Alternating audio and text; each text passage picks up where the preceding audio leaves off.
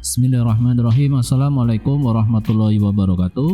Anak, semoga selalu sehat ya. Amin ya rabbal alamin.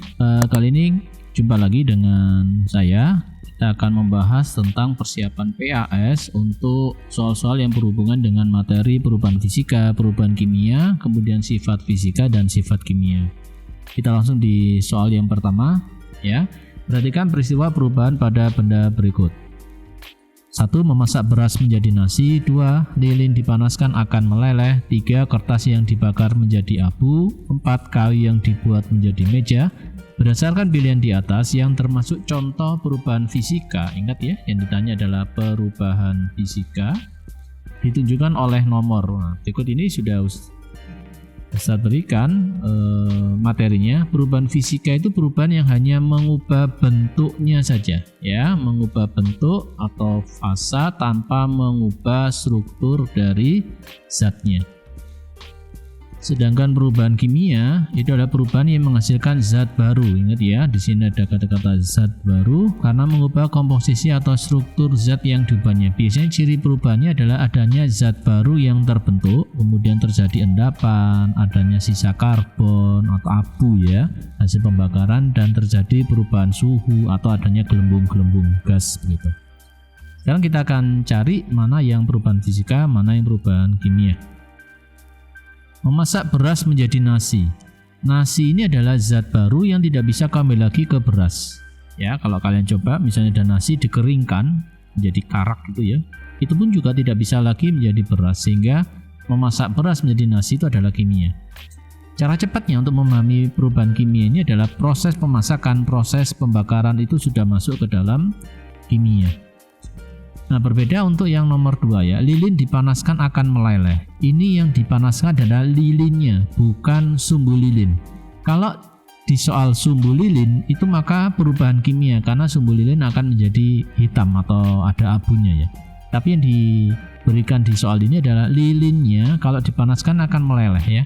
Nah, kalau sudah meleleh dia menjadi cair, kemudian kalau sudah dingin dia akan menjadi padatan lilin kembali, sehingga lilin dipanaskan ini perubahan fisika, dia tidak berubah menjadi zat baru. Kertas yang dibakar menjadi abu, sudah jelas ya, abu ya, kimia. Kayu yang dibuat menjadi meja. Nah, ini kan meja pun juga tidak mengubah menjadi zat baru, kan mejanya masih bersifat kayu ya, sehingga kayu yang dibuat menjadi meja ini hanya perubahan fisika saja. Kalau ditanya perubahan fisika maka jawabannya adalah 2 dan 4 ini ya jawabannya ya. Oke, kita lanjut ke soal berikutnya.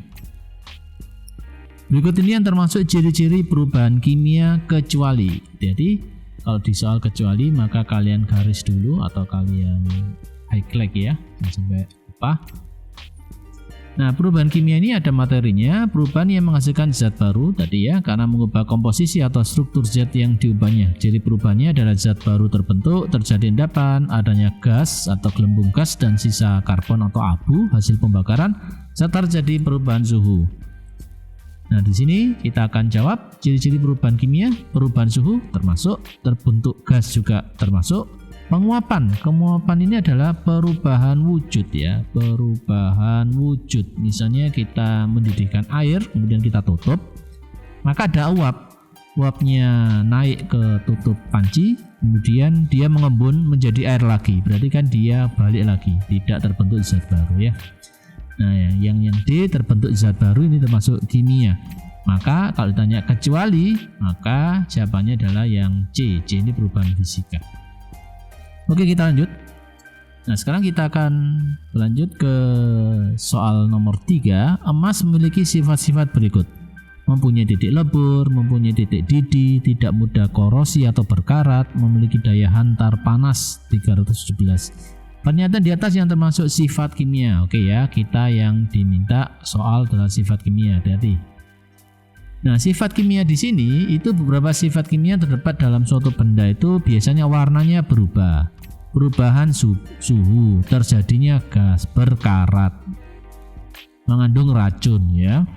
Nah, di sini itu sifat-sifat kimia. Nah, pertanyaan adalah kita akan cari sifat kimia di nomor 1, 2, 3, 4. 1 ini fisika ya, titik lebur, titik didih ini fisika. Korosi atau berkarat ini kimia ya. Kemudian memiliki daya hantar ini fisika. Ya, ini fisika, ini fisika, ini juga fisika. Yang tanya adalah kimia, maka nomor 3. Oke, kita lanjut. Di bawah ini yang tidak termasuk sifat fisika. Sekali lagi ada kata-kata tidak, hati-hati kita kodai, tidak termasuk sifat fisika kecuali ya. Nah, sifat fisika itu ada warna, bentuk, ukuran, kepadatan, kelarutan, daya hantar, magnet, massa jenis, titik didih, titik lebur, dan titik beku. Sekarang di sini, nah kalau terbakar tadi kan ya, terbakar itu cirinya adalah kimia. Kenapa? Karena pasti timbul abu atau karbon sisa pembakaran. Sehingga di sini sifat kimia, kerapatan itu fisika, kekerasan fisika, magnet itu fisika. Sehingga yang tidak termasuk fisika maka dia dengan kimia ya. Sehingga jawabannya yang A. Oke, sekian pembahasan kita mengenai materi sifat fisika, sifat kimia, perubahan fisika, dan perubahan kimia. Jumpa lagi di pembahasan soal materi berikutnya. Wassalamualaikum warahmatullahi wabarakatuh.